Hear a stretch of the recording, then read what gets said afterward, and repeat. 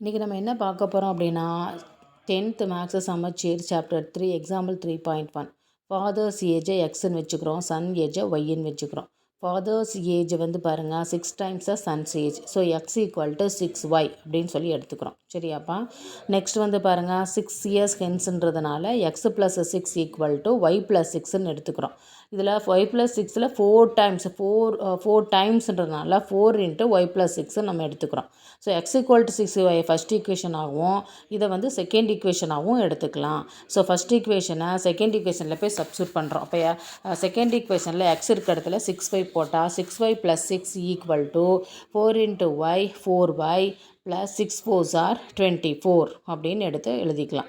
சரிங்களா? எக்ஸெல்லாம் ஒய்யெல்லாம் ஒரு பக்கமும் வேல்யூஸ் ஒரு பக்கமும் கொண்டு வரலாம். அப்போது 6y minus 4y equal to 24 minus 6. அப்போ 6yல 4y போச்சுன்னா எவ்வளோ? 2y. அப்போ 2y ஈக்குவல் டு எவ்வளோ 18 கிடைக்குது. ஓகேவாப்பா? நமக்கு y தானப்பா வேணும். அப்போ y equal to 18 divided by 2. அப்போ இதை கேன்சல் பண்ணும்போது நமக்கு 9 கிடைக்குது. y equal to 9. இதில் ஒய்ன்றது யாருமா? ஒய்ன்றது சன்னோட ஏஜ் எவ்வளோ அப்போது? 9 இயர்ஸ். அடுத்து யார்? ஃபாதரோட ஏஜ் எப்படி செய்கிறோம்? 6 மல்டிப்ளை பண்ணுறோம். 6 இன்ட்டு 9. 6 இன்ட்டு 9 வந்து எவ்வளோ? 54. So son's age equal to 9 years and then father's ages 9 4s are 6 are 54 years.